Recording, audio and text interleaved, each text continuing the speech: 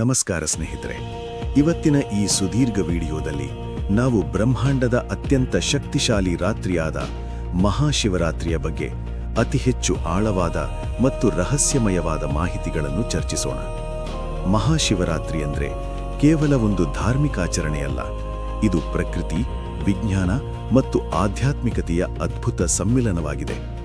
ಪುರಾಣಗಳ ಪ್ರಕಾರ ಈ ದಿನದಂದು ಶಿವನು ಮೊದಲ ಬಾರಿಗೆ ಲಿಂಗರೂಪಿಯಾಗಿ ಪ್ರಕಟಗೊಂಡನು.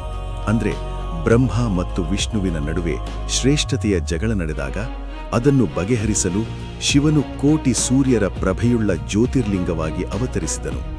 ಈ ಲಿಂಗದ ಅಂತ್ಯ ಮತ್ತು ಆರಂಭವನ್ನು ಹುಡುಕಲು ಹೋದ ಬ್ರಹ್ಮ ಮತ್ತು ವಿಷ್ಣು ಸೋಲನ್ನು ಅನುಭವಿಸಿದರು.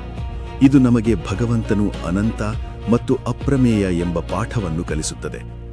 ಈ ವಿಶೇಷ ರಾತ್ರಿಯಂದು ಶಿವ ಮತ್ತು ಪಾರ್ವತಿಯ ವಿವಾಹ ಮಹೋತ್ಸವವು ನಡೆಯಿತು ಎಂದು ನಂಬಲಾಗುತ್ತದೆ. ಇದು ಸೃಷ್ಟಿಯ ಮೂಲ ಶಕ್ತಿಗಳಾದ ಪುರುಷ ಮತ್ತು ಪ್ರಕೃತಿಯ ಮಿಲನವನ್ನು ಪ್ರತಿನಿಧಿಸುತ್ತದೆ. ಸಮುದ್ರ ಮಂಥನದ ಸಮಯದಲ್ಲಿ ಇಡೀ ಸೃಷ್ಟಿಯನ್ನೇ ನಾಶ ಮಾಡಬಲ್ಲ ಹಾಲಾಹಲ ವಿಷವು ಉದ್ಭವವಾದಾಗ ಅದನ್ನು ಶಿವನು ಕುಡಿದು ತನ್ನ ಗಂಟಲಲ್ಲಿ ಇರಿಸಿಕೊಂಡು ನೀಲಕಂಠನಾದನು.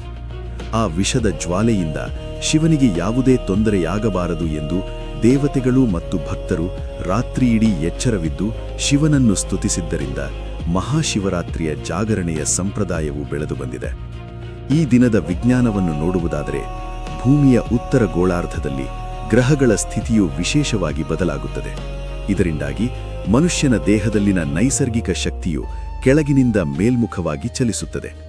ಈ ಸಮಯದಲ್ಲಿ ಬೆನ್ನುಮೂಳೆಯನ್ನು ನೇರವಾಗಿಟ್ಟುಕೊಂಡು ಎಚ್ಚರವಾಗಿದ್ದರೆ ಆ ಶಕ್ತಿಯು ಮೆದುಳಿನ ವಿಕಾಸಕ್ಕೆ ಮತ್ತು ಆಧ್ಯಾತ್ಮಿಕ ಉನ್ನತಿಗೆ ಸಹಾಯ ಮಾಡುತ್ತದೆ ಎಂಬುದು ಯೋಗ ವಿಜ್ಞಾನದ ಸತ್ಯವಾಗಿದೆ.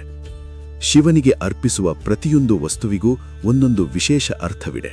ಶಿವನಿಗೆ ಬಿಲ್ವಪತ್ರೆ ಎಂದರೆ ಬಹಳ ಪ್ರಿಯ, ಏಕೆಂದರೆ ಬಿಲ್ವಪತ್ರೆಯ 3 ದಳಗಳು ಸತ್ವ, ರಜ ಮತ್ತು ತಮಸ್ಸು ಎಂಬ 3 ಗುಣಗಳನ್ನು ಅಥವಾ ಭೂತ, ವರ್ತಮಾನ ಮತ್ತು ಭವಿಷ್ಯ ಎಂಬ 3 ಕಾಲಗಳನ್ನು ಸೂಚಿಸುತ್ತವೆ. ಇವುಗಳನ್ನು ಶಿವನಿಗೆ ಅರ್ಪಿಸುವುದರ ಮೂಲಕ ನಾವು ನಮ್ಮ ಲೌಕಿಕ ಬಂಧನಗಳಿಂದ ಮುಕ್ತಿಯನ್ನು ಬಯಸುತ್ತೇವೆ. ಶಿವನ ಮೈಮೇಲಿರುವ ಭಸ್ಮವು ಈ ಪ್ರಪಂಚದ ನಶ್ವರತೆಯನ್ನು ನೆನಪಿಸುತ್ತದೆ. ಅಂದ್ರೆ ಎಷ್ಟೇ ದೊಡ್ಡ ಶ್ರೀಮಂತನಾಗಲಿ ಅಥವಾ ಬಡವನಾಗಲಿ ಕೊನೆಗೆ ಮಣ್ಣಾಗಲೇಬೇಕು ಎಂಬ ಕಹಿ ಸತ್ಯವನ್ನು ಇದು ಸಾರಿಸುತ್ತದೆ. ಶಿವನ ಶಿರದ ಮೇಲಿರುವ ಚಂದಿರನು ಮನಸ್ಸಿನ ನಿಯಂತ್ರಣವನ್ನು ಸೂಚಿಸಿದರೆ, ಜಟೆಯಲ್ಲಿರುವ ಗಂಗೆಯು ಜ್ಞಾನದ ಹರಿವನ್ನು ಪ್ರತಿನಿಧಿಸುತ್ತದೆ. ಈ ಪವಿತ್ರ ರಾತ್ರಿಯಂದು ಮಾಡುವ ಉಪವಾಸವು ನಮ್ಮ ಇಂದ್ರಿಯಗಳನ್ನು ಹತೋಟಿಯಲ್ಲಿಡಲು ಮತ್ತು ಶರೀರವನ್ನು ಶುದ್ಧೀಕರಿಸಲು ನೆರವಾಗುತ್ತದೆ. ಉಪವಾಸ ಎಂದರೆ ಕೇವಲ ಊಟ ಬಿಡುವುದಲ್ಲ, ಭಗವಂತನ ಸಮೀಪವಿರುವುದು ಎಂದರ್ಥ. ಮಹಾಶಿವರಾತ್ರಿಯ 4 ಪ್ರಹರಗಳ ಪೂಜೆಯು ಅತ್ಯಂತ ಫಲಪ್ರದವಾಗಿದ್ದು, ಮೊದಲ ಪ್ರಹರದಲ್ಲಿ ಹಾಲು, 2ನೆಯ ಪ್ರಹರದಲ್ಲಿ ಮೊಸರು, 3ನೆಯ ಪ್ರಹರದಲ್ಲಿ ತುಪ್ಪ ಮತ್ತು 4ನೆಯ ಪ್ರಹರದಲ್ಲಿ ಜೇನುತುಪ್ಪದ ಅಭಿಷೇಕವು ವಿಶೇಷವಾದ ಪುಣ್ಯವನ್ನು ತರುತ್ತದೆ ಎಂದು ರುದ್ರಾಭಿಷೇಕದ ಮಹಿಮೆಯಲ್ಲಿ ಹೇಳಲಾಗಿದೆ. ಬೇಡರ ಕಣ್ಣಪ್ಪನ ಅಚಲ ಭಕ್ತಿಯಿಂದ ಹಿಡಿದು ಮಾರ್ಕಂಡೇಯನ ಮೃತ್ಯುಂಜಯ ಜಪದವರೆಗೆ ಶಿವನು ತನ್ನ ಭಕ್ತರನ್ನು ಹೇಗೆ ರಕ್ಷಿಸುತ್ತಾನೆ ಎಂಬುದು ಇತಿಹಾಸದಲ್ಲಿ ದಾಖಲಾಗಿದೆ. ಈ ದಿನದಂದು ಓಂ ನಮಃ ಶಿವಾಯ ಎಂಬ ಪಂಚಾಕ್ಷರಿ ಮಂತ್ರದ ಜಪವು ನಮ್ಮ ಮನಸ್ಸಿನ ಆತಂಕಗಳನ್ನು ದೂರ ಮಾಡಿ ಹೊಸ ಭರವಸೆಯನ್ನು ನೀಡುತ್ತದೆ.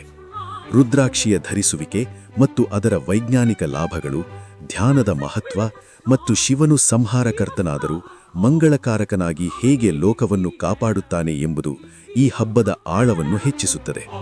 ಶಿವರಾತ್ರಿ ಎಂದರೆ ನಮ್ಮೊಳಗಿನ ಅಂಧಕಾರದ ಅಸುರನನ್ನು ಕೊಂದು ಜ್ಞಾನದ ಈಶ್ವರನನ್ನು ಜಾಗೃತಗೊಳಿಸುವುದಾಗಿದೆ. ಇಂದಿನ ಆಧುನಿಕ ಯುಗದಲ್ಲಿ ಈ ಪುರಾತನ ಸಂಪ್ರದಾಯಗಳು ನಮಗೆ ಮಾನಸಿಕ ಶಾಂತಿ ಮತ್ತು ನೆಮ್ಮದಿಯನ್ನು ತರುವಲ್ಲಿ ಪ್ರಮುಖ ಪಾತ್ರ ವಹಿಸುತ್ತವೆ.